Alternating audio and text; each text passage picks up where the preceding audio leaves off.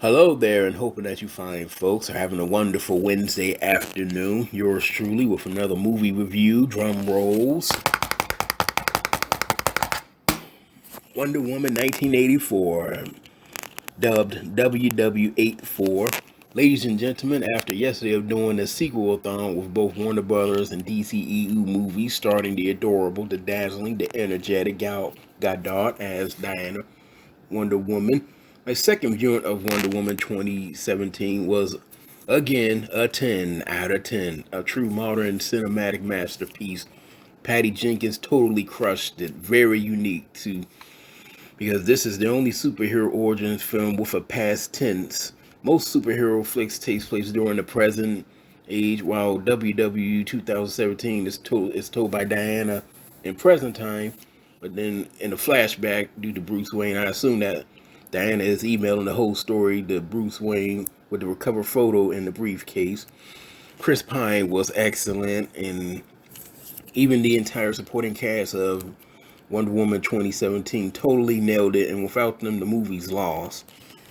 Now we get to WW84, Wonder Woman 1984. After being inspired from social media due to mostly getting negative to mixed bad reviews of WW84, I at first wanted to wait it out and watch it on Blu-ray, but due to this COVID pandemic, physical media isn't guaranteed anymore. So I had to get HBO Max and go for it. My honest, non-biased score and review. Another drum roll. Wonder Woman 84 gets a 7 out of 10. Before I didn't get all or understand why all the backlash, the hating, the clickbait videos, and the gnashing of teeth of this movie, I had to see it for myself. Yes, it is very cheesy. No, it's not gritty as the original, but it's rather colorful like most film tones in the 80s. The main villain is Maxwell Lord, played by Pedro Pascal. Now, his character is a mix of a televangelist, a likable loser, single dad, and any given corporate bull in the 80s. So in a way, yes, Trump, but he is like Trump, but in a general sense, because all corporate bulls in the 80s was like Trump. Gordon Geckos and all that. It was a dog eat dog world in the 80s with the financial and corporate business.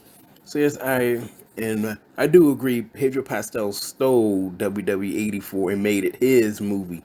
Every scene he was in, you forgot about Diana, but that's good. I mean, that's a memorable villain.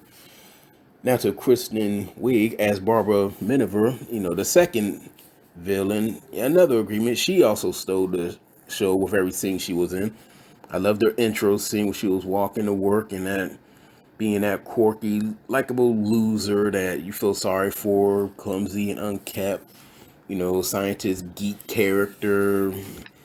Yes, it was done in many other superhero films, but what other tropes hasn't? Gal Gadot was awesome once again as Diana. She did have some maturity, but her love for Steve, was hurting her. Barbara wanted to be like Diana, reminded me of Spider-Man 3 and Eddie Brock. In fact, there's several similarities to Barbara, not wanting to renounce. That was a great piece. Kind of like how Eddie Brock just wanted to stay as Venom with the symbiote and stuff like that. There's a lot of similarities, it really is. And back to Barbara, and I wanted her, I think that she lost her ability to be Cheetah.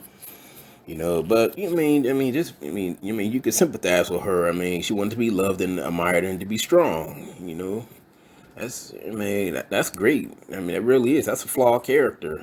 Unlike how some Hollywood movies are, where the females are just, that Mary Sue word, where they're all just strong at day zero and likable, lovable day zero, and know it all is everything day zero. And no, I didn't get that feeling with neither characters. There's no such thing as women forces female here women war. Barbara killing that drunk was a plot device for Barbara to go evil.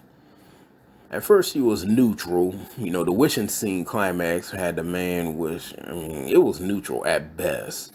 You know, I mean, yeah, I mean, I mean, yes, it's true. Yes, it was a white man, but so what? I mean, who cares, really? I mean, that sounds like insecurity in my book, ladies and gentlemen. I'm just sorry. It just sounds like insecurity. It really does. It's just insecurity to me.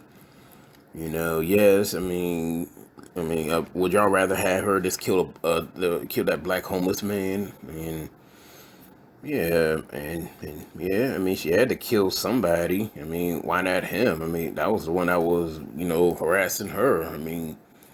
Again, I think this anti-Trump, what's it called, a TDS, Trump derangement syndrome. I think the other side have their own derangement syndrome.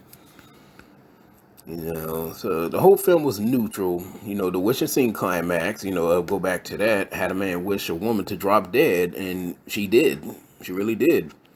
That's not exactly feminist pandering, because otherwise they'd be the opposite.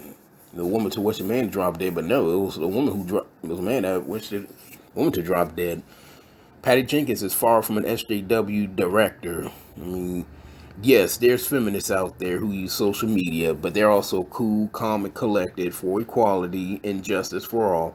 And then there's the loud, ignorant, abrasive minority who is very loud, who gets all the clicks and views, spatting double standards, idiocracy, keyboard feminist warriors, and their brown noses on Twitter. Yes, I agree, but this film is woke. No, no. I agree. It's another negative. It was too long for its own good. Me, it should have been just 2 hours and 5 minutes, not 2 hours and 30. I mean, wow, it was long. It did drag a bit, and I love the first act. That was Wonder Woman 2017 all over again, of level of epic awesomeness. Love the race, and I love the colors too. Oh man, that was just amazing. And that's a shame that Robin Wright was only in that one scene alone. Wow, I had to start about that. She was in that one scene alone. Her and Connie Nielsen. They was in that one scene alone. So I do agree with the with everybody saying that the first act was the best, and then this trails down. Word. Let's see. I love Diana randomly saving folks in DC, almost like a Spider-Man level. That's the vibes I was getting. I'm sorry. I mean, with her lasso, she was just swinging in action, saving everybody. Contrary to popular belief, the mall scene was amazing, and I love that child actor. She was so adorable. She really was. I loved it. Yes, I mean it did make sense because that's where the Dreamstone was located. I assumed that the guys who was robbing it worked it for Maxwell Lord, and they just didn't brought it up in the movie. So I don't know. That's just me. Diane's take on hating guns was far from any leftist anti-gun propaganda because she knows all about what bad guys with guns can do. So why wouldn't she say that? I mean, I took that in the tone of those. Remember those PDSA, PSA commercials, public service announcement commercials back in the day? Something like that. Again, ladies and gentlemen, it's based off the 80s. So yes, it's based off the 80s. I'm thinking with all this gritty superhero stuff, it just took away the fun factor and cheese levels of where if a movie is, then nobody don't like it. Now everything needs to be dark and gritty like The Dark Knight or Winter Soldier. And another agreement, the CGI action scenes, Diane running, oh boy, they took a major hit. It was unbelievable cringe. I said, you gotta be kidding me. Maybe it was a COVID pandemic that did it. Maybe it wasn't. Who knows? But it was very bad. I mean, Wonder Woman 2017 did it flawlessly. But this time, it looked like a program had a glitch or something, and it just rebooted. I mean, I think it was in Cairo. It just looked. Are you serious? I said, you. Oh man, that looked at like Superman 4 level. It did. I said, wow. It looked terrible. And then another Barbara becoming Cheetah. Why did she become Cheetah? The third act it was just awful, despicable. Remember that movie Cats not too long ago? That's what that reminded me of, and I was like, oh boy, terrible cringe. And I was thinking, are you kidding me? I mean, literal, again, back to Spider-Man 3, they made that mistake of just having, I mean, personally, they shouldn't have had Cheetah on it. They should have just kept Barbara as Barbara, and then, like a sequel hook or something, like something like that. She was fine the way she was. I mean, she was, kicking butt, taking names and all that. She didn't need to be, Cat Wonder Woman. Oh, this movie totally squandered it and killed any chance of a Cheetah in the future Wonder Woman film because at the end Max renounced it all those wishes. So I believe that I don't think Barbara is the apex. She may not be the apex predator, but didn't her wish before that gets revoked? Not revoked, renounced. That's just me. Now to Max Lord, you have to take him as a canon Orion Films cartoon level villain, or you will dislike him in the movie. I love the Max redemption ending. That was nice. It really was. Kind of like greed is good type. Like Gordon Gekko. You feel for him, but in a cheesy way. Again, I mean, people think being gritty is it's like be gritty or go home type of thing. Man, but that was cool and pretty awesome. Love Star actor, and yes, he was adopted, ladies and gentlemen. It's in this synopsis. Love Max flashback, at the end. And it makes sense, if you think about it. If you grow up poor, you'll do anything to never ever be poor again. So I agree. Again, like Gordon Gekko, but just in a cheesy kind of, I don't know if it's one dimensional, but I mean, in a cartoon way. I ain't mean to say one dimensional. I mean, Max Lord stole the movie. Here's to you, Pedro Pascal. This is the way.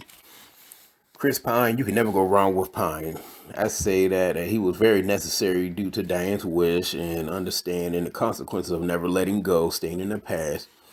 Now, with the whole another man body, I did not like that at all. I couldn't support it. I'd rather they just did something different. It was just why.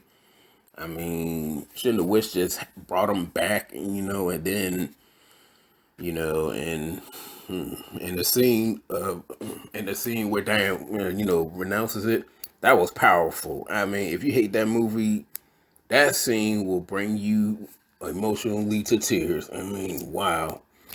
And then the CGI running of Diana ruins it. So, yeah, I agree. I mean, yeah, I agree. I mean, it's definitely mixed bag at best. It really is. I don't know. It's like they just took that. They took like a small L to this one. Diane wearing the gold armor. I loved it, but did she really needed it? I don't know. That's just me.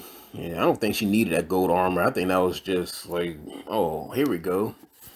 Diana could have did all that in a regular outfit. I mean, again, because she was weak because she wished for Steve, and that was draining her powers. That's why Barbara was was beating her senseless. And now, let me see, what else can I add here? And all the wishes, they made sense. I mean, it was kind of, I wasn't, I was chuckling a little bit, like, again, ladies and gentlemen, it's 80s. Is it campy? Yes, it really is. Again, there's nothing wrong with being campy. It really isn't. I mean, yeah, you can, now I guess that's true. You can go from gritty to campy, and then I don't know. I mean, sometimes it's again. I think I think Christopher Nolan's The Dark Knight, trilogy really made it hard to please comic book fans and movies anymore. Because if it's not like The Dark Knight, nobody likes it. I mean, that's just me though. And yeah, now, is Wonder Woman 84 better than Wonder Woman 2017? No. Is it Wonder Woman 84 terrible? No. Is Wonder Woman 84 rewatchable? Absolutely, and I will be getting the Blu-ray box set. Fingers crossed that WBDC, actually, makes it happen. Because I'm a physical media collector, and this will be a wish come true. No, now and then we'll go back to being cheesy, absolutely. But again, in a light-hearted way, it is. Gal Gadot smashed it, nailed it, and Pine did, and Kristen Wiig totally runned it, and Pedro Pascal totally owned it. Yeah, great solid cast, but there was no supporting cast like that, But again, I mean, it's not terrible, you know. But yeah, being cheesy, this film is it is on par Spider-Man 3, which in my opinion, in its review, doesn't deserve all of the dog howling and hate that it gets. It really does not. I mean, yeah, that scene, I thought it was cute, and I still think it was cute, No. Well, since that was before the Dark Knight, no, that was 1 year before.